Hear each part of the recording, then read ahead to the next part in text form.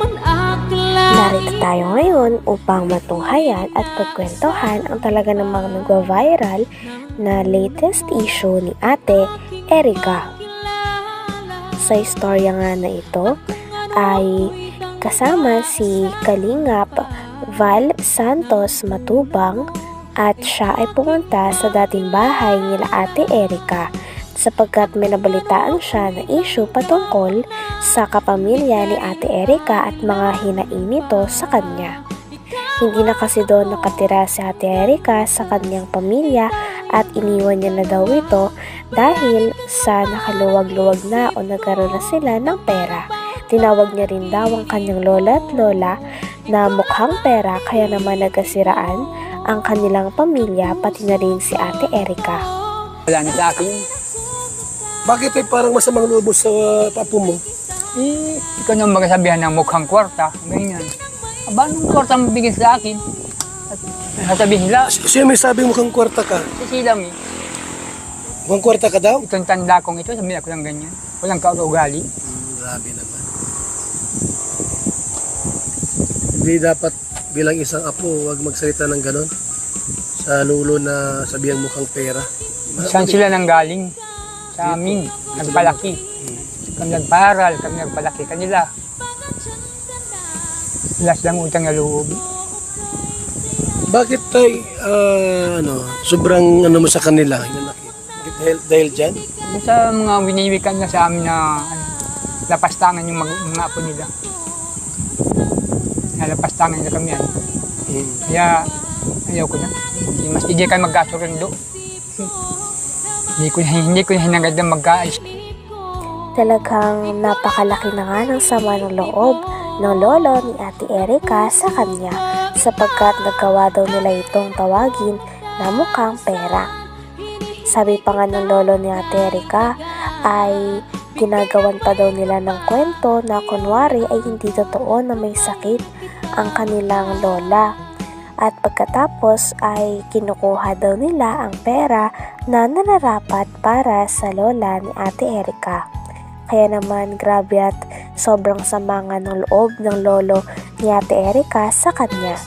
Sinabi pa nga ng lolo niya na mas maganda na daw hindi sila magkaayos dahil napakasakit talaga at napakasama daw ng ugali ng kanyang apo na hindi niya naman daw inaasahan dahil sila mismo ang nagpalaki dito. Magkaayos pa kami. Maski yung ina niya. Yung ina wala din mang kwansan. Anak mo yung ina? Po. Pero bakit ayaw mong anak mo? Hindi nga po marunong magpangaral sa anak. Dapat isang magulang, pangaralan niya anak niya para matuwid. Matuwid yung anak nila. Wala. Kampi pa. Kampi pa? Kampi pa dun sa anak. Pinagsisiraan pa nga yung nanay niya. Yan daw ay talagang naghahambog lang, magkasakit. Bakit ganun sila? Ay, awan ko doon. Hindi ko alam. Ha? Ilabe. Ay, lovers, gumagawa ng kasinungalingan yung iba. Wala. Yung Ima Torres po ang laging araw-araw ni Sheila may kausap. Ima Ima Torres. Torres. Ima Torres. Lagi yung kausap nila? Yung namumuno po sa Ilabe. Parehas po sila ng tamang panggawa ng kwento. Puro paninira. Pagkalkal ng buhay. Yun lang. Wala na po, kwebel na kwento. Sabi pa ng lolo ni Ate Erica sa kanya ay meron itong mensahe na pinaparating kay Ate Erica. Sabi nga niya na yung ugali daw nila ay talagang hindi papalampasin ng kanilang lolo dahil para sa kanilang lolo ay panlalapastangan ito sapagkat hindi nga nila matanggap dahil sila mismo ang nagpalaki kay Ate Erica ng ilang taon. Sila din daw nagpaaral at naghatid sundo dito kahit naulan. Kaya naman daw hindi rin nila lubos maisip na talagang iiwan at pagtataksilan sila ng kanilang tinuturing na apo. Kaya napakasama nga ng loob ng lolo ni Ate Erica sa kanila dahil nagawa nila na iwan nila ang nagpalaki at nagmalasakit sa kanila noong bata pa sila. Kwebel na kanya na desisyon na magkasurundo pa kami. Wala ka nang pala magkasundo kayo. Ano kung patuloyin ka sa bahay nilang bago? Ay, dito lang ako sa Butukan. Hindi na ako mag-teacher sa ganyung mga klaseng tao. So tay, anong mensahe mo kay sila kung sakaling nakikinig sa atin? Ay, kung nakikinig ka naman, sila yung mga asal mong ginagawang ganyan, hindi pwede sa akin. Ayaw ko nung lalapas tanganin nyo, nagpalaki sa inyo. Ilang taong kayo napa sa amin. Pinaaral kayo, hatid sundo ng motor, kahit maulan. Pero nagawa ninyo sa amin, lula mong ganito. Yun ang masasabi ko sa iyo. Kay Erika tay, Erika. Sa rin po yung parehas ng dalawang Res silang ugali? parehas lang. Kasi alam mo ba yung dahilan bakit binawi ni Jun E yung kalahating milyon na sana pabahay nila Erika kay Kalinga Prab? Alam ka doon. Grabe at napakasama na nga ng loob ng lolo ni Ate Erika sa kanya sapagkat dahil lang sa pera ay talagang nagkawatak-watak sila at nagkagulo ang kanilang pamilya.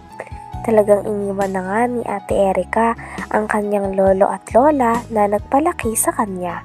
Kaya naman ito talaga ang hinain ng lolo ni Ate Erika sa kanya dahil hindi nila lubos na matanggap na ang sarili nilang apo na kanilang pinalaki ng maayos, pinihisan at pinag-aral ay ang tao pa talaga na tatalikod sa kanila lalo na sa oras ng kanilang pangangailangan. Kaya naman sa parte ng kanyang lolo ay hindi na rin nais ng kanyang lolo na ayusin ang hidwaan na nagaganap sa kanilang dalawa dahil hindi daw ito katanggap-tanggap. Alam ka doon na kwento? Doon po sa pagbawi po ni Sir John A, hindi ko po alam kung saan po napunta yung pera. Kasi magkausap na po ni Sheila May. Okay. Ibig sabihin, mayroong malaking factor si Sheila May kung bakit binawi yung pera kay Kalinga Prab para sa babae ni Erika. Opo, kasi ganito, kasi parang kasi ganito po kasi nung pag po binablog po sa Erika ni Sir Kalinga Prab. Alam na po ni Sheila May ang parang pinag-usapan na po nila ni Sir Mga John. kalingap, mga kaibigan, balik nga paglingkod, Val Santos Matubang.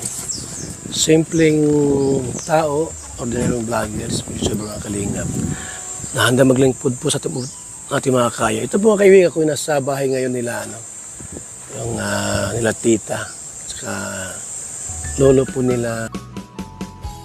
Dahil nga pumunta si Kalingap Val sa bahay nila Ate Erika, ay marami ring nalaman ng mga manonood tungkol sa hidwaan ni Ate Erika at ng kanyang lolo at lola. Lumabas pa nga din na konektado pala ito sa naudlot na pagpapabahay ni Kalinga Prab para sana kay Ate Erika at sa kanyang pamilya. Nandun naman ang kanyang tita at talagang naglahad ng istorya. Sinabi naman ng kanyang tita na talagang hindi naman daw totoo at lumalabas nga na hindi talaga totoo ang mga rason ni Ate Erika sa pagtanggi niya sa pagpapabahay kay nila Kuya Ram sa kanila. Sabi kasi ni Ate Erika noon ay hindi mo na siya magpapa-vlog o hindi na talaga siya magpapa-vlog kaila Kalinga Prab sa kadahilanan na mag-focus muna siya sa kanyang pag-aaral at gusto niya rin talagang magkaroon muna ng oras para sa kanyang pamilya at sa kanyang pag-aaral dahil porsigido ito. Ngunit lumabas nga sa issue na ito na talagang hindi totoo ang lahat ng iyon. Sapagkat ang katotohanan ay mayroon na daw kumakausap kay Ate Erika na isang negosyante na talaga namang handa kaagad tumulong sa kanya. Kaya naman ito daw talaga ang dahilan kung bakit bumitaw na at hindi na nagpapa-vlog si Ate Erika kay Kalinga Prab at sa Kalingap team. Hanggang dito na lamang muna ang ating latest update sa talaga namang trending at talaga namang pinag-uusapan na latest issue ni Ate Erika. Maraming salamat sa inyong panonood. Hanggang sa muli. Bye!